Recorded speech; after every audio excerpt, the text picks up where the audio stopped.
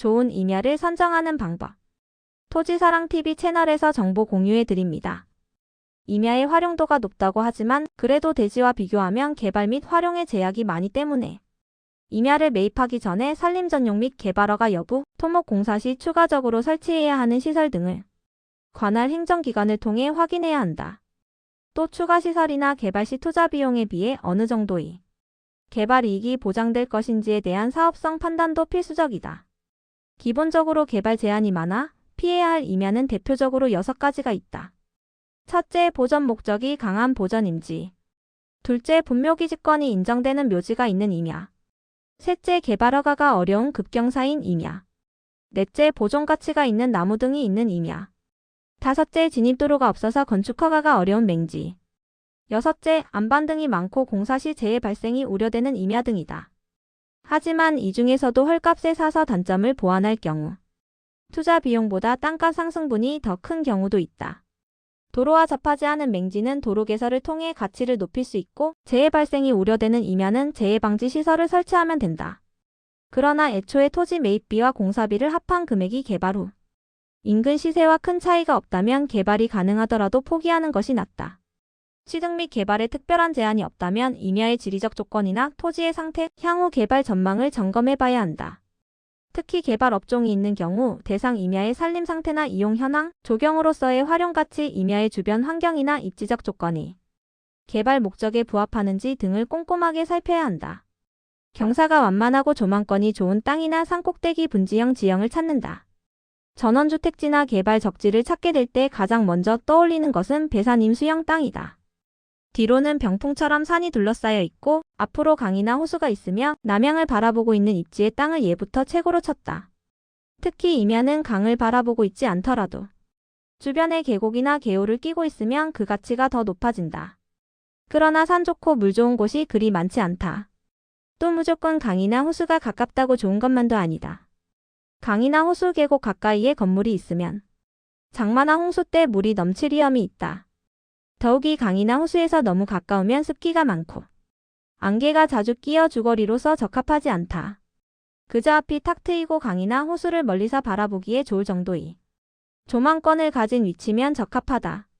산이나 절벽 바로 아래 집을 지을 경우에는 산사태의 위험은 없는지, 또 계곡을 끼고 집을 지을 경우에는 여름 장마철에 계곡물이 많이 불어서 넘칠 위험은 없는지 등 만일의 위험도 점검해야 한다. 요즘은 자연환경이나 풍치를 중요하게 생각하기 때문에 평지보다는 오히려 지대가 높고 경사진 땅을 선호하기도 한다. 최근에 개발하는 전원주택지를 보면 임야의 지형과 지세를 그대로 살리고 주변 숲을 최대한 활용하여 자연스럽게 단지를 조성하는 경우도 많다. 그러나 경사가 너무 급격한 땅은 개발 허가를 받기도 어려울 뿐더러 토목공사비도 많이 들기 때문에 사전에 꼼꼼하게 투자비를 계산해 봐야 한다. 반대로 주변 지역보다 지대가 낮거나 폐인 분지는 토목공사 비용은 많지만 지대가 높은 곳에 새둥지를 아늑하게 형성된 분지는 오히려 장점이 된다. 산 꼭대기까지 도로를 내는 데 드는 비용을 감안해서 사업성만 보장된다면 오히려 산 꼭대기 분지가 천혜의 전원주택지나 휴양지가 될 수 있다. 자갈과 안반이 적은 토질로 배수가 잘 되는 남동향 땅을 선택한다. 임야를 개발하는 경우에 토질도 상당히 중요한 기준이 된다. 돌이나 자갈이 많이 섞인 땅이나 안반이 나올 우려가 있는 곳도 공사비가 많이 들어가는 데다 개발이 쉽지 않다. 대체로 자갈이 많고 토질이 먼저처럼 푸석푸석한 땅들이 그런 경우가 많다. 반면 자갈은 없으나 너무 검붉은 땅은 차질고 단단해 공사하는 데 애를 먹는다. 또 땅 밑으로 물이 흐르는 경우도 있다.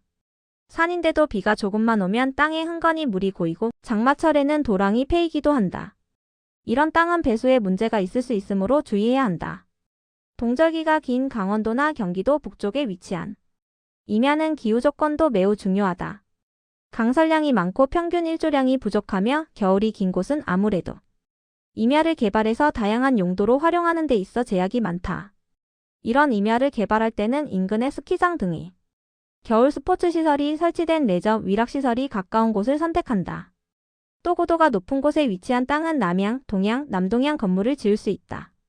겨울이 길고 춥기 때문에 눈이 많이 오거나 기온이 많이 떨어지면 진입도로 등에 눈이 쌓이거나 얼어서 쉽게 녹지 않는 경우도 많다. 늘 햇볕을 잘 받을 수 있는 남동향이라면 겨울이 길고 추운 입지적 단점을 조금이라도 극복할 수 있다. 도로 진입이 수월하고 생활 편의 시설과의 거리가 가까운 곳을 고른다. 대지든 농지든 임야든 개발 가능한 토지는 교통망과 진입도로 조건이 투자 가치를 판단하는 데 있어서 아주 중요하다. 전원주택으로 개발하든 휴양 및 관광단지로 개발하든 도로망이 잘 정비되어 있고 도로 접근성이 좋다면 무엇으로 개발하든 부가가치가 크다. 주로 고속도로 톨게이트나 국도로 진입하기 수월하고 인근 지역과 연결되는 도로망이 잘 발달된 곳이 교통체증 시 차량 분산의 역할을 톡톡히 하기 때문에 유리하다. 고속도로 IC나 국도와 바로 인접하지 않더라도 대상 부지까지 진입하는데 도로 여건상 어려움이 없고 고속도로나 국도까지의 거리가 너무 멀지 않다면 문제가 없다. 전원주택지나 사람들이 많이 이용하는 위락시설은 진입도로뿐만 아니라 대중교통망과의 연계성도 중요하다. 자가용 이용이 어려울 때 철도나 고속버스를 이용할 수 있으면 더없이 좋고 가까운 관광지나 시내를 왕래할 수 있는 대중버스 노선 등이 잘 갖추어져 있다면 그만큼 부지의 매력은 커진다.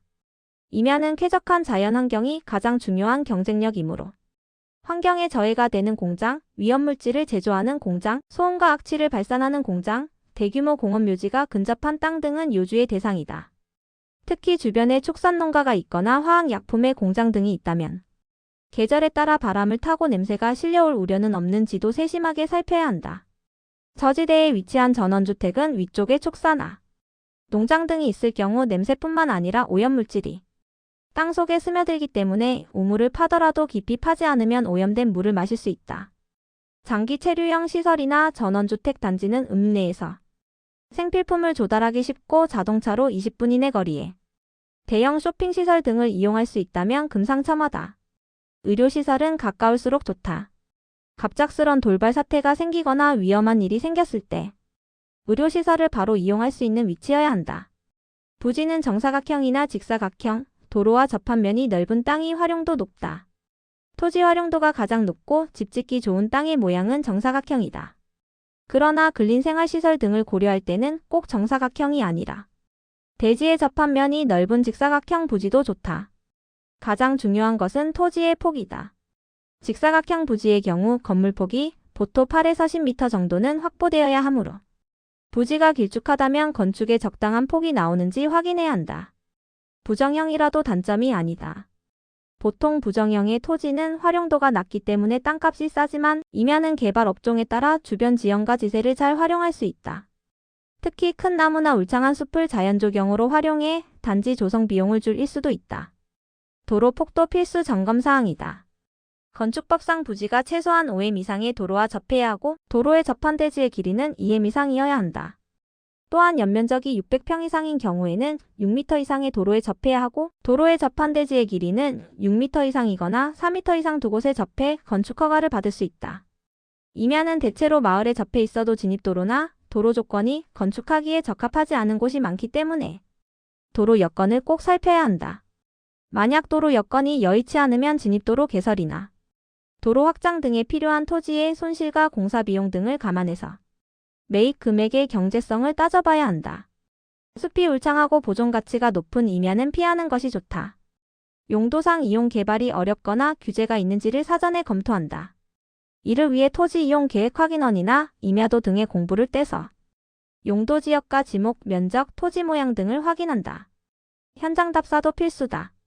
임야나 지방 토지는 공부상 기재된 용도와 이용 현황이 다른 경우가 있다. 반드시 현장 실사를 통해 토지 면적, 경계선, 이용 실태 등을 조사해야 한다. 산림 전용이 가능한 지역일지라도 임상이 좋거나 인목분 수도가 50% 이상으로 숲이 울창하거나 경사가 심한 경우에는 산림 전용 허가를 얻기가 매우 어렵다. 특히 팔당 상수원 수질보전 특별대책 제한권역과 제두권역에 포함되는 양평, 광주, 용인, 남양주, 여주, 가평, 이천 지역 등은 사전에 관할 행정기관을 방문해서 취득 제한이나 개발 규제 내용을 알아보고 허가 여부를 확실히 해둘 필요가 있다. 인근 주민들과 행정기관이 지역 개발에 호의적인 곳이 유리하다. 개발은 땅만 사는 게 아니라 그 지역에 뿌리를 내리고 살거나 지역을 기반으로 사업을 한다는 것을 의미한다. 그 지역에 거주하는 사람들과의 융화는 사업 성공의 중요한 조건이다. 특히 전원주 택지의 경우에는 지역 주민들과의 교류가 상당히 중요한 요소이다. 보수적이고 폐쇄적인 C족 중심의 마을이나 외지인에게 배타적인 성향을 가진 주민들이 사는 곳은 개발에 항상 민원이 따른다. 사전에 충분히 주민들과의 접촉을 통해 친분을 쌓아두고 협조를 받을 수 있는 분위기를 조성하는 것이 무엇보다도 중요하다. 행정기관의 태도도 중요하다. 똑같은 사업이라도 지역개발에 대한 행정기관의 자세에 따라 사업 추진이 쉽기도 하고 어려워지기도 한다. 사전에 담당 부서나 공무원 등을 접촉하여 협조를 받을 수 있도록 사업에 대한 설명을 충분히 해두는 것이 필요하다. 교통 여건이 좋아지고 관광자원이 풍부한 지역을 선택한다. 개발은 홀로 서기가 안 된다. 대상 부지의 입지 여건은 물론 주변 지역이 계속 개발되고 있거나 장래에 대규모 관광단지나 택지개발 등이 예정되어 있다면 금상첨화이다. 이런 지역은 가만히 앉아 있어도 도로가 신설 확장되고 교통 여건이 좋아지는 것은 물론 유동인구와 배우 수요층이 늘어나게 되므로 어떤 사업을 하든지 투자 가치가 있다. 또 요즘은 지방자치단체별로 마을의 역사와 문화를 관광상품으로 적극 개발하고 있고 마을을 하나의 문화적 개념으로 테마파크로서 부각시키려는 경향이 있다. 이렇게 인근에 연계되는 관광, 휴양시설이나 외지인을 끌어들일 수 있는 그 지방 고유의 관광상품이나 이벤트가 있는 곳이라면 개발의 효과도 더욱 커진다. 토지사랑TV에서는 회원님들께 도움되는 정보를 주기적으로 제공합니다. 구독과 좋아요, 알림 설정으로 앞으로도 빠르고 정확한 정보 받아보시기 바랍니다. 감사합니다. 구독과 좋아요, 알림 설정까지 함께 해주시면 앞으로 더 중요한 정보 빠르게 전해드리겠습니다. 항상 즐겁고 행복한 일만 가득하시기 바랍니다. 토지사랑